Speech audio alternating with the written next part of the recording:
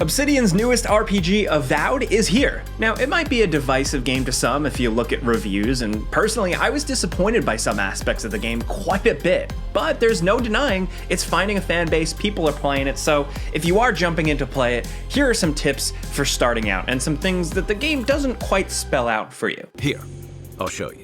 We got 10 things, so let's get started off with number 10. Always be breaking down your gear.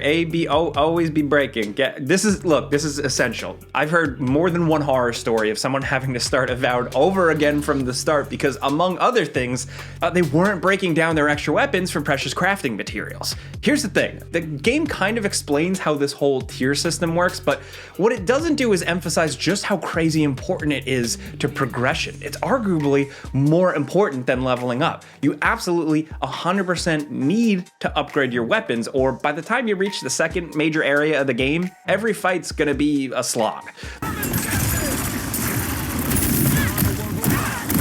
Not looking so good. The thing with Avowed is that enemies don't scale based on levels, they scale based on like their armor tier. So if you're fighting an enemy that's tier 3 with a tier 2 weapon, then you get hit with an absolutely brutal 35% damage penalty to all your attacks. Combine that with the relative scarcity of crafting materials and how almost all weapons you find in the wild aren't unique or just common tier 1 trash, keeping your equipment at the same tier as enemies can quickly become a problem. If all you do is sell your weapons or decide to try out a bunch of weapons and spread your upgrade materials too thin, then it's easy to get stuck in a situation where you're underpowered. But it's only really obvious after like 10 hours or so, maybe even 15. So don't fall into that trap. Focus on upgrading only a few weapons. Personally, I would stick with only 1 or 2 primary pieces of equipment, like for your 2 swap loadouts, and then break down everything else you find in order to get that stuff upgraded as quickly as possible. Look, we all need money. You can sell some of your stuff, but be selective about it because money also starts to become a pretty serious issue in Avowed. In general, this game is just really stingy with resources that aren't food items. You can find food everywhere, but money and crafting materials, the stuff you actually need, are pretty rare. If you're a ranged user, break down ranged weapons. If you're mostly a melee guy, break down melee weapons and sell off the stuff that gives you materials you don't need. For armor, just break down everything. All that stuff is useful. And for upgrading uniques, be sure to break down any oddball unique equipment that you don't need because they give you precious materials that are required for upgrading the uniques. So generally, you're going to want to be breaking down any unused equipment and selling off a portion of everything else. Don't hoard equipment and don't just sell everything off either. Otherwise, you'll reach a certain point where your equipment is just hopelessly underpowered and you don't want to be there.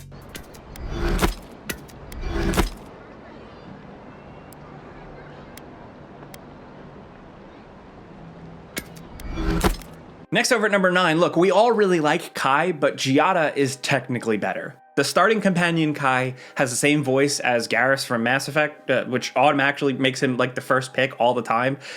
Positive. There's no escape this time, Doctor. I'd harvest your organs first, but we don't have the time. I've heard that story too many times. This land takes more than it gives. He's actually one of the weaker party members technically overall. One thing you're going to want to do when starting out is get a second party member ASAP. Don't just run around with Kai and explore everything because most of the starting zone is meant for a full 3-person party. So just focus on advancing the main story until you unlock the second companion, Marius. He's not just a solid damage dealer, he's got some useful abilities that highlight treasure, which is very handy because as established before, like you're gonna want to get as much loot as possible. Sure, as a character, I think he's pretty dull, pretty dry, but he has his uses. But both of these guys pale in comparison to Giada, the third party member in terms of usefulness. She's a dedicated healer, which might not seem that important at first, but she's absolutely essential later on and against certain bosses where having an additional source of healing is just going to be crazy useful because you're going to be getting your ass kicked. She joins you early on in the Emerald Stair, the second area, the second zone, and if you're struggling a little bit during the first area, then we would recommend just beelining to the main story in order to unlock her. Her best abilities are Reconstruction, which is the healing spell, giving it Overcharge grants temporary healing past your maximum health and is just really good. And if you combine that with her barrier spell, the amount of damage you'll be taking overall will be significantly lower with her in the party. She's not the flashiest character with a lot of interesting tricks, but as the game's only white mage, she's extremely helpful. Don't underestimate her. At a certain point in the game, she's going to take a permanent spot in the party, so just be prepared to accept that. Her abilities are just too good to ignore. You're going to want them. Over here! I'll fix this. Come on, boy. Don't you die on me. Now, next over at number 8, it doesn't matter if you're planning on going melee or focusing on ranged weapons.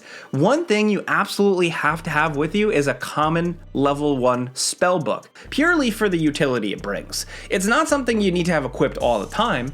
You don't even need to level it up if you don't want to, but don't instantly break down or sell every spell book you get because you want to be a warrior or ranger. No, hold on to at least one because these things are crazy useful for actually exploring the environment. The common spell book has everything you need right from the start and can be used by everyone with 0 magic training. So when you come across anything that needs to be burned, like cobwebs or vines, you can just use the flamethrower spell.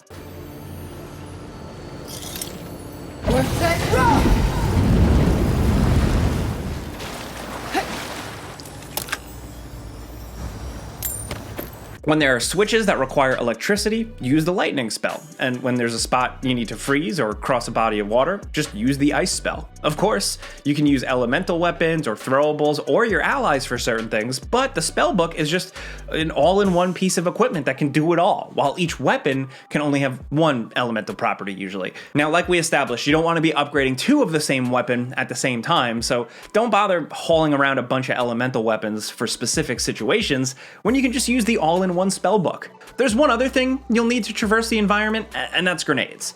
At least they're easy to get. You can craft them in camp at the cooking station, and the materials you need to make for them are pretty common. So always save a few grenades for blowing through walls. Everything else can be taken care of with spells.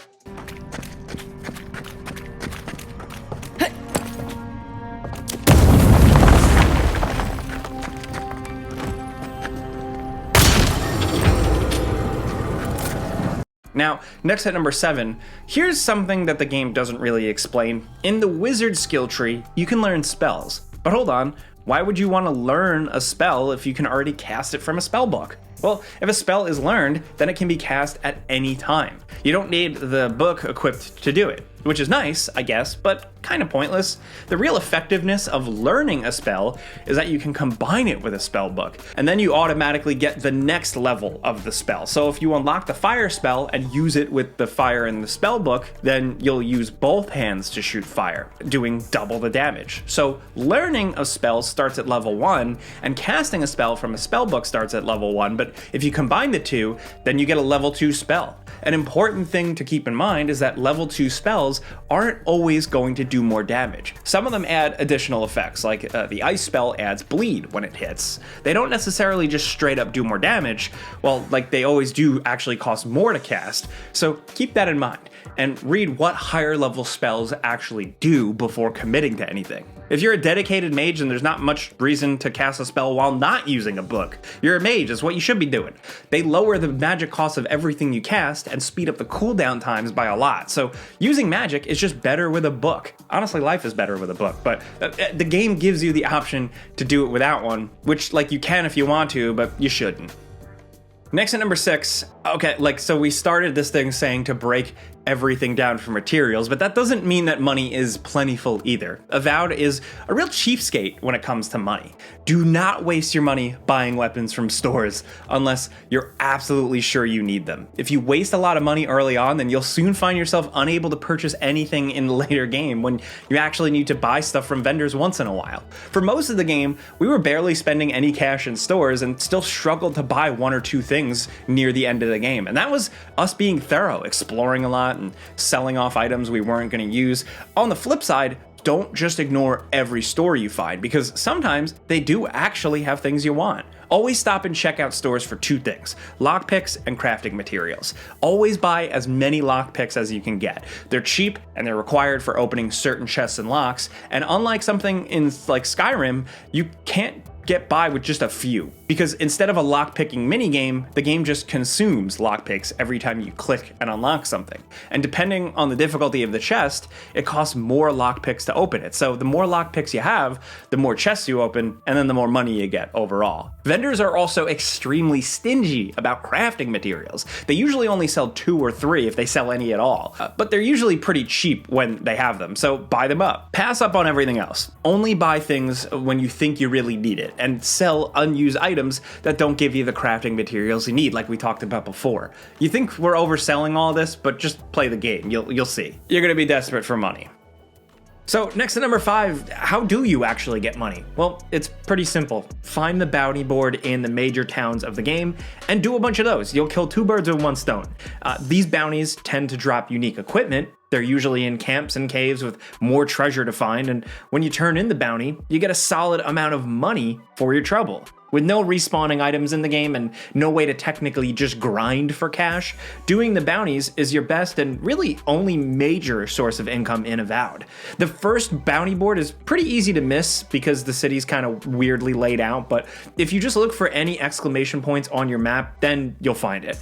And taking the bounties makes everything easier. It'll automatically point out where these guys are, so then finding them is then a pretty simple task. Depending on the location, the amount you get from each board increases. In the first area, it's 500 gold per bounty. In the second, it's 750, and it keeps going up from there. So while the cash you earn does scale, by the end, 500 bucks is still a pretty significant amount, so do not pass these things up. They're good, and honestly, the only real consistent way to make some money.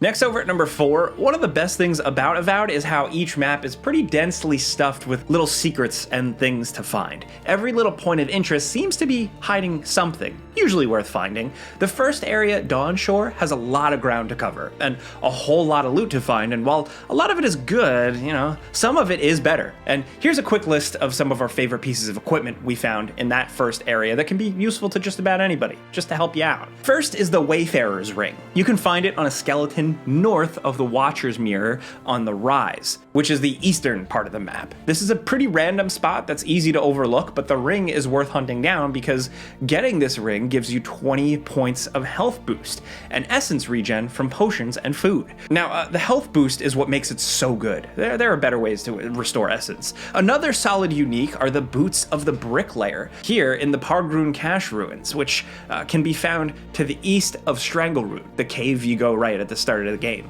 There's a simple puzzle that has to be solved to access the treasure in the Cache Ruins, which gets you the boots, which increases carry capacity and dodge distance. The dodge distance is what makes these boots really useful. Carry weight doesn't actually matter too much, but the dodge is awesome. Last is the Ring of Slow essence, which is very easy to miss. You find it along the outer wall above the place where you exit the ruinous cavern. Take the path that leads up past a bunch of seemingly pointless alcoves until you find a statue. There's actually a secret button on the statue. Hit it and it'll open a nearby secret wall that contains a chest with the ring here that makes it so you're always slowly regenerating essence while it's equipped. It's slow, but it makes for a great substitute for precious essence potions if you're like a dedicated spellcaster. Next at number 3, here's something that you might not know going in. Quests aren't just siloed off in this game like in most other games. How you resolve certain quests can actually have a direct impact on other ones. One early example we found is if you help Ilya. During the tutorial, the person locked up in the fort, you can choose to either help or just leave in the cell. If you decide to help her, then she'll show up again in a later quest where you're trying to help out some refugees leave the city. Only a matter of time before their friends spot us in the city. We don't want any trouble, just to live our lives in peace. So, it's time to move on. Only it's not so easy as just walking out the door. Normally, this encounter with the smugglers would lead to a fight, but if you helped that girl out from the beginning, then she'll put in a good word for you with the captain, and the situation can actually resolve without bloodshed. No deal. Pay the difference, or forget it. Soldice, the envoy saved my life at Northreach. And glad I am that you're here. But a deal is a deal. We don't give handouts. It's 2 clients.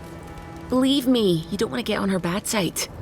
Oh, Andra's tits! Are we a charity now? Fine. Tell your miserable countrymen the deal is settled. free of charge. We'll take them to Thirdborn when they're ready. Another example of how quests affect each other is when you're sent to interrogate this priestess as part of the main quest.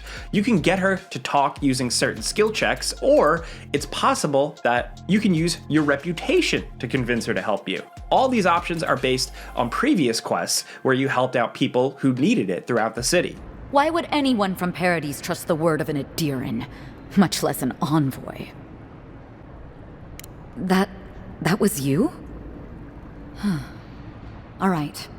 If you're willing to listen, then I'm willing to talk. Finally, some progress. These are far from the only examples of this sort of thing. People comment on the things you do all the time, and all this stuff actually gets more interesting as the game goes on. So if you want to see some alternate outcomes to quests, then do as many side quests as possible, because you never know. Sometimes one thing will affect another thing in another little interesting way. It's not always positive either. Some certain choices in one quest can make another one harder. Poor guy. Didn't even stand a chance. Looks like there's a note. Now at number 2, to be honest, sometimes it is really just better to run away. One unusual quirk about this game is that you don't actually get that much experience from fighting enemies. By far, the best way to level up in this game isn't from grinding monsters, it's just from completing quests. Sometimes it's actually better to just ignore enemies than to fight them. Certain combat encounters, especially in the dungeons, can be entirely avoided if you want, to just run past them, and there is very little penalty to do so. Enemies do give up on you pretty quickly, usually. Sometimes avoiding combat is actually the best way to resolve things, like this early quest in the Emerald Stair. If you avoid attacking any tree men, then when you meet the queen, she'll just give you the plot item you need without a fight. It would cause us no pain to part with it. Take it, and go in peace.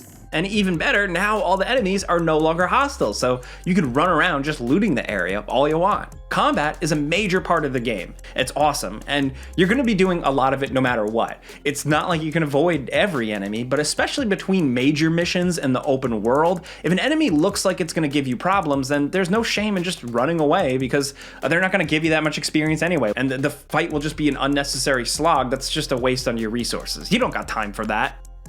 Now at number 1, talk to your companions. You might not want to bother talking to your party members at the camp because you're just not that interested, but seriously, stop and talk to these guys whenever you can, because it is worth it technically.